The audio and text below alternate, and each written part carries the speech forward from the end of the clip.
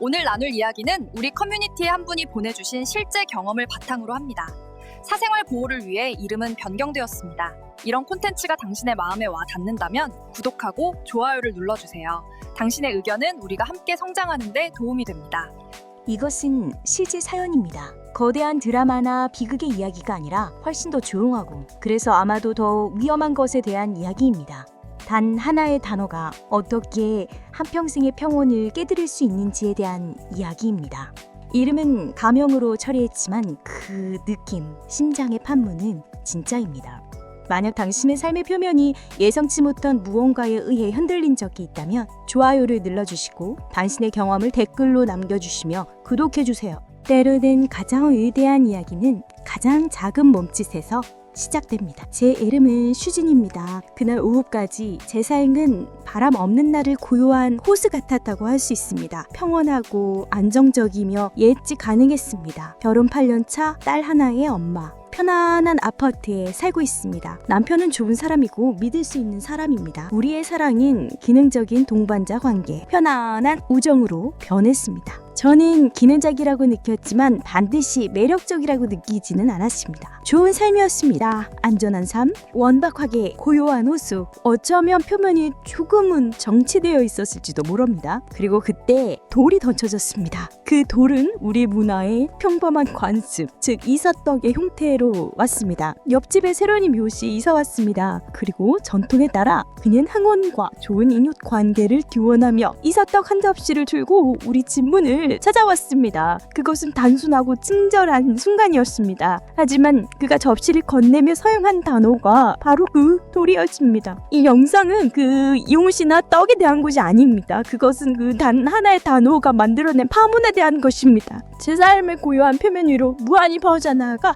제 마음 깊은 곳에서 잠들어 있던 잊혀졌던 것을 드러낸 불파문에 대한 것입니다. 그가 접시를 건네며 우리 손가락이 잠시 스쳤을 때 사용한 단어는 쫀득함이었습니다. 번역하기 어려운 단어입니다. 그것은 고급 떡처럼 탄력있고 쫄깃하며 기운적인 씹히는 질감을 의미합니다. 그는 저를 보며 얕은 미소를 띠고 말했습니다. 당신 참 쫀득하시네요. 탄력있다, 강인하다, 부드러우면서도 강하다. 왜 예쁘다거나 친절하다는 말이 아닌 이 단어가 저 그토록 깊은 영역을 미쳤을까요? 그것은 일반적인 칭찬이 아니었기 때문입니다. 그것은 감각적이었습니다. 구체적이었습니다. 질감에 관한 것이었습니다. 그것은 그 조를 피상적으로 본 것뿐만 아니라 제 본질을 생생했다는 것을 의미하는 칭찬이었습니다. 저의 실체, 부드러움과 강함의 조화,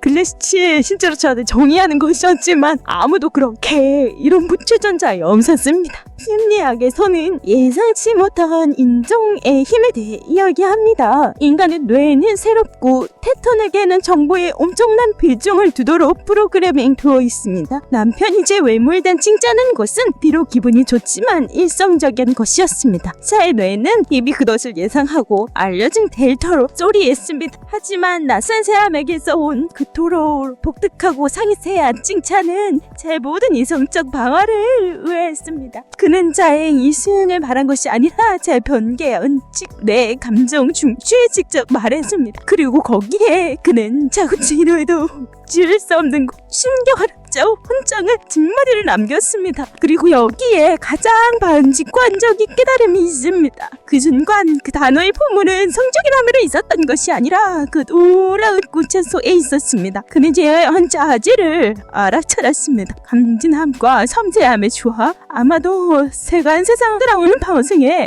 이 시절 일천대 가령 젊은 여수입니다. 남편에게 저는 아내, 엄마, 팝진아였습니다. 이웃에게 제 저랑을 흥미로운 질감이었습니다. 제가 느낀 것을 가져자인 설득하는 기호는 그것입니다. 결혼 생활에서 저는 한 그릇에 흰쌀만 시도여 있었습니다. 필수적이고 영양타 있고 모든 것엔 기본이지만 평범하고 예상치 않은 곳이었습니다. 그날 오후 이웃을 잘 보며 흰쌀밭을 볼 줄 알았습니다. 근데 저를 찹쌀떡, 제 고급 진료로 만든 쫄려짜 곡성신 한큼 흐르면서 왔습니다. 그는 식사를 칭찬한 것이 아니라 모두 짤을 만들어서 미래에 그는 조리가 되다는 즐거움을 충전했습니다. 그리고 그렇게 함으로써 초과담심 식사의 기본이 아니라는 것을 제가 자신과로 뒤따라는 그를 깨어나게 했습니다. 며칠 동안 저를 그룹핑 전력인 반겨 영하고 말씀다 분할적인 착각을 속에서 이루어진 것일까 하는 생각. 날겨 화장심을 또 보러 가고 졌던 주변에 무엇이 있었는지 보고 있었는지 준비되고 있었던 거는 저에 왔을지도 모르는다. 경험쇼자 수부터가 병잘 내는 언제 제주설인지 찾아오는 예달 와지로 단서 점자는 제가 살고 있던 상태를 묘사하기 위해 저는 관계적 정서적 거식증이라는 비유를 사용합니다. 물론 이것은 임상적인 용어는 아니지만 겉으로는 건강하고 기능적인 관계가 실제로는 영혼의 필수적인 영양소, 즉 감탄, 욕망, 새로움, 그리고 비고래적인 인정, 즉 당신이 잘한 일과 관련 없는 칭찬이 완전히 결여된 상태를 완벽하게 설명합니다. 제 결혼은 기내적이었습니다. 우리는 청구서를 지불하고 딸을 키우고 휴가를 계획했습니다. 저는 기능적으로 영향을 공급받고 있었습니다. 하지만 제 영혼, 여성으로서의 제 정체성은 굶주려 있었습니다. 그리고 여기에 너무나 많은 부부들이 저지르는 보이지 않는 실수, 우리가 빠진 함정이 있습니다. 안정성이 열정을 대체할 수 있고 또 그래야만 한다는 믿음, 편안함과 동반자 관계가 달성되면 관계의 감정적인 작업은 끝났다는 생각, 우리는 효율적인 팀이 되었고 언젠가 우리가 연인이었다는 것을 잊어버렸습니다. 이 이야기는 인간의 영혼이 아무리 안전하고 편안하더라도 주목받고 감탄받고 욕망받고 싶은 끝없는 굶주림을 가지고 있다는 잔인하고 불편한 상기입니다. 남편은 저를 사랑합니다. 저는 그것을 압니다. 하지만 그의 사랑은 편안한 사랑, 당연하게 여기는 사랑이 되었습니다. 그는 제가 예쁘다고 당연하게 생각하고 제가 강하다고 당연하게 생각하며 제가 거기에 있다고 당연하게 생각합니다. 그는 저를 보는 것을 멈췄습니다. 그리고 그때 낯선 사람이 제 문 앞에 나타나 저를 10초 동안 바라보고 제가 10년 동안 듣지 못했던 시적인 정한성으로 저를 묘사합니다. 그는 제가 집을 깨끗하게 해놨거나 좋은 엄마라는 이유로 저를 칭찬하지 않았습니다. 그는 저의 존재 자체를, 저의 본질을 칭찬했습니다. 그날 오후 이웃은 저에게 단지 떡 한 접시를 제공한 것이 아니었습니다. 상징적으로 그는 저의 굶주린 자아에게 만찬차를 주었습니다. 그는 제가 찾고 있는 줄도 몰랐던 거울을 저에게 제공했습니다. 그리고 몇 년 만에 처음으로 그 거울에 비친 이미지는 누군가의 아내나 누군가의 엄마가 아니었습니다. 그것은 그저 한 여성의 이미지였습니다. 흥미로운 질감을 가진 여성, 그리고 그 이미지, 그 인정은 동시에 제게 일어난 가장 만족스럽고도 가장 위험한 일이었습니다. 초기의 인정에 물결이 진단 후에 제 마음은 필연적인 질문주의를 만들기 시작했습니다. 그는 누구인가? 단 한마디로 제 기반을 흔들어 놓은 이 남자, 이웃은 누구인가? 첫 번째 교양은 그를 낭만적으로 만들거나 악마로 만드는 것입니다.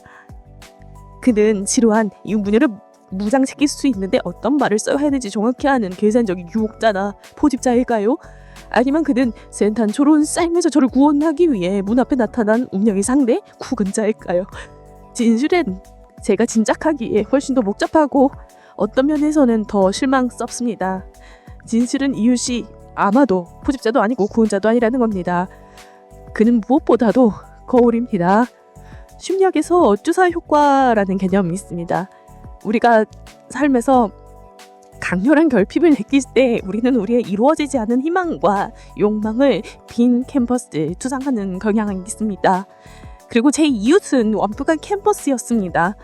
저는 그에 대해 아무것도 몰랐습니다. 그의 결점, 나쁜 습관, 슬픔을 알지 못했습니다. 그리고 아무것도 몰랐기 때문에 저는 그에게 모든 것을 주상할 수 있었습니다. 그는 저의 모든 비밀을 환상, 모든 이루어지지 않는 욕망, 예측 불가능에서 벗어나올 수 있는 기쁜 필요의 수용기가 되었습니다. 제 마음속에서는 저는 그를 완벽한 남체로 만들기 시작했습니다. 그가 완벽배자가 아니라 그가 제 현실의 정확한 반대이었기 때문입니다. 그리고 이것이 가장 중요한 기대의 파염입니다. 그 순간부터 이야기는 이웃이 저에게 무엇을 원하는 듯 다하는 것이 아니었습니다. 그의 한마디가 저희로 하여금 제가 제게 스스로를 원하게 만든 것에 대한 것이었습니다. 그는 촉매제였습니다. 불고기였습니다. 호수에 던진 돌이었습니다. 하지만 그 에너지 일발 그 정도의 그 결핍은 이미 저는 안에 다 잠들어 있었습니다. 그는 평범한 사람일 수도 있고 이만큼 있는 삶도 살고 있었지도 모릅니다. 하지만 제 마음속에서는 그는 또 다른 삶, 제가 독특한 질감으로 보여지고 인정받고 욕망나는 삶의 강력한 상징이 되었습니다. 그는 무슨 말을 했는지도 기억하지 못할지도 모릅니다. 하지만 저에게는 그 말을 들은 제 마음속에서 시작한 조용한 혁명의 창간이 되었습니다. 제 삶에서 그의 역할을 가장 잘 설명하는 비유는 달입니다. 이웃은 태양이 아닙니다. 태양은 자신의 빛, 자신의 열, 자신의 중력을 가지고 있습니다. 제 남편은 어떤 의미에서 제 우주의 태양이었습니다. 하지만 이웃은 그는 달입니다. 그리고 우리가 알다시피 달은 스스로 빛을 내지 못합니다. 그것은 단지 이미 존재하는 태양의 빛을 반사할 뿐입니다. 그는 제게 새로운 것을 가져다 주진 않았습니다. 그는 단지 제 안에 이미 있던 빛, 저의 아름다움, 저의 욕망, 저의 강인함, 저의 쫀득한 질감을 반사했을 뿐입니다. 그 빛은 제 현재의 세계, 제 결혼 생활이 너무나 오랫동안 어둠 속에 남겨두어 저 자신조차 그 존재를 잊고 있었던 빛이었습니다. 그는 제게 빛을 준 것이 아닙니다. 그는 단지 제가 빛날 수 있다는 것을 상기시켜 주었을 뿐입니다. 낯선 사람의 칭찬이 원자폭탄의 힘을 갖는 것은 오직 기존의 공백 때문입니다. 잘 방어된 요새는 한 번의 이김으로 무너지지 않습니다. 그리고 이것은 필연적으로 우리를 이 드라마의 중심에 있지만 정면에 없는 인물, 즉 제 남편에게로 이깁니다. 유혹의 문이 열렸을 때 그는 육체적으로가 아니라 감정적으로 어디에 있었을까요? 진실은 그가 매일 제 곁에 있었지만 동시에 수말 떨어져 있었다는 것입니다.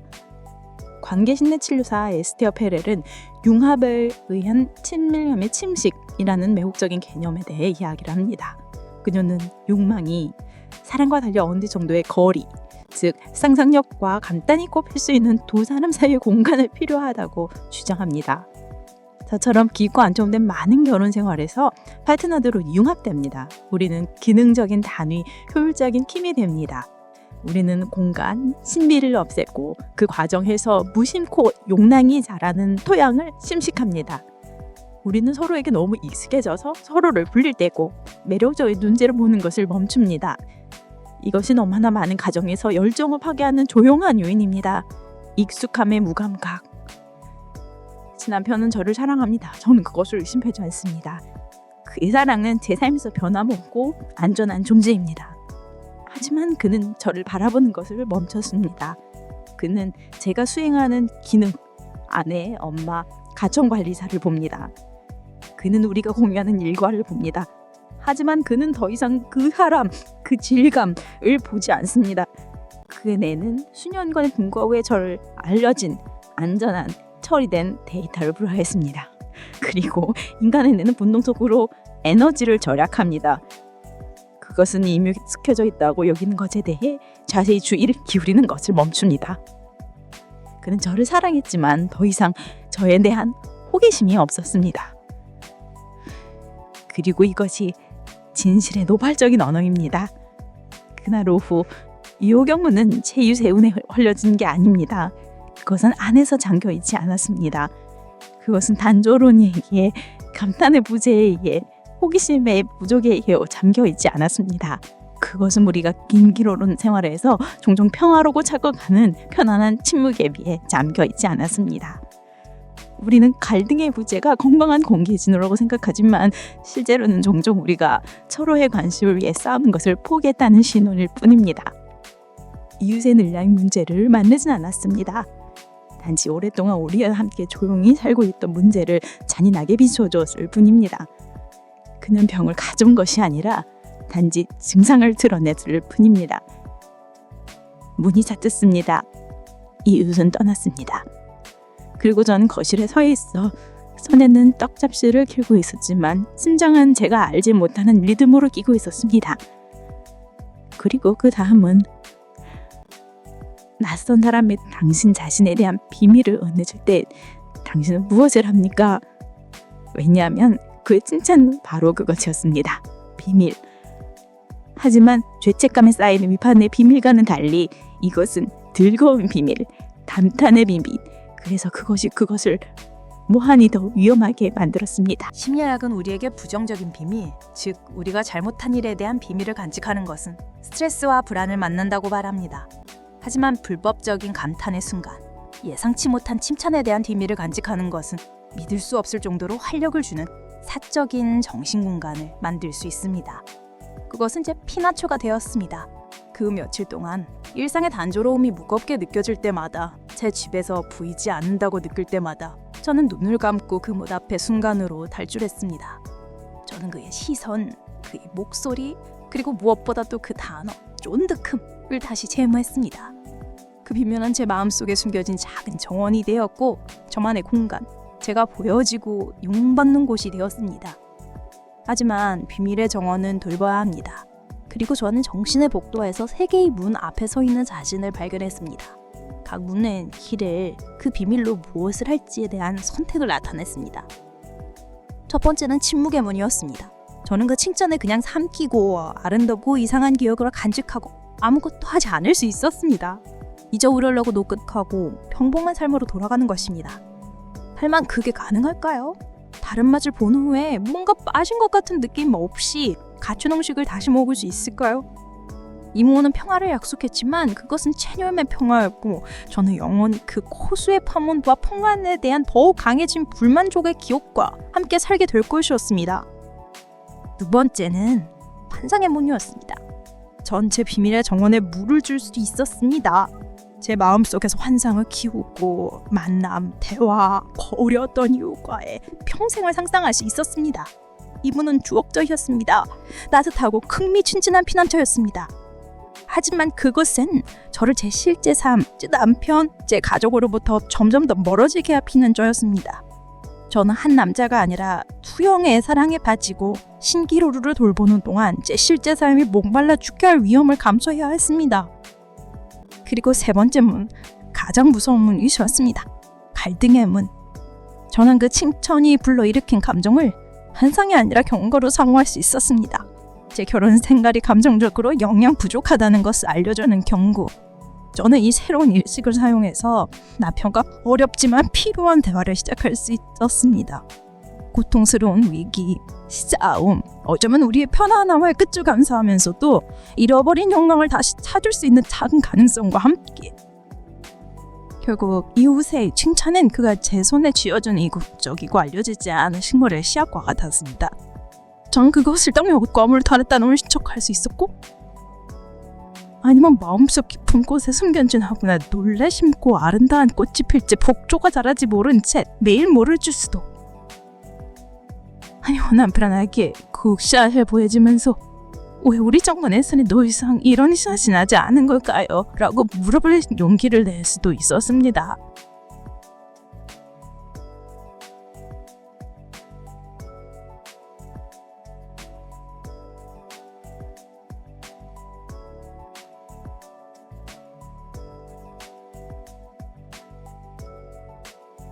그리하여 한 접시의 떡에서부터 우리는 여성의 욕망, 인정의 필요성, 그리고 우리를 살아있게 하면서 동시에 서서히 독설하는 비밀들의 복잡하고 섬세한 영역으로 여행했습니다. 수진의 이야기는 갑자기 깨어난 잠든 영혼의 이야기입니다.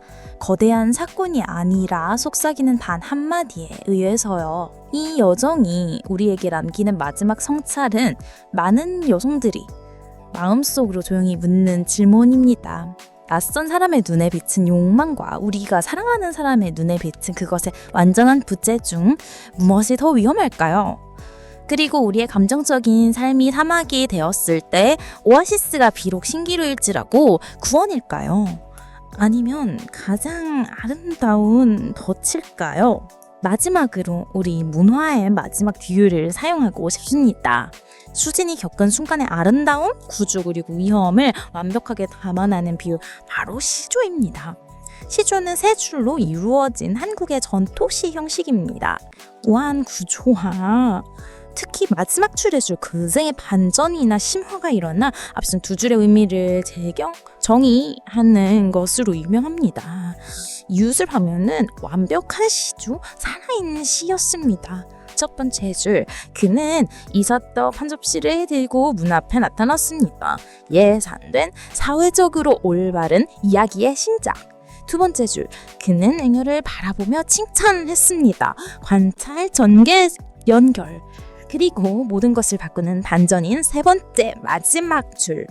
구체적이고 질감있고 잊힐 수 없는 그 반어 존독함. 이 마지막 줄이 시 전체를 재정리합니다.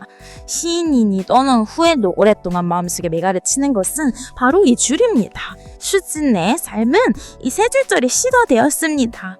그리고 이젠 기녀는 그 마지막 구절의 충격, 아름다움 그리고 위험과 함께 영원히 살아야 합니다. 그 구절은 그녀 안에 무언가를 깨우고 그녀 한실의 실감을 영원히 바꿔놓았습니다. 오늘의 이야기는 여기까지입니다. 이 미묘하고 감각적인 이야기가 당신을 생각하게 만들었다면 당신의 지지를 보여주세요. 좋아요를 눌러주시고 당신의 생각을 댓글로 남겨주시며 우리 삶의 조용한 시들을 함께 탐험하기 위해 손을 부득해주세요. 다음 시간에 뵙겠습니다.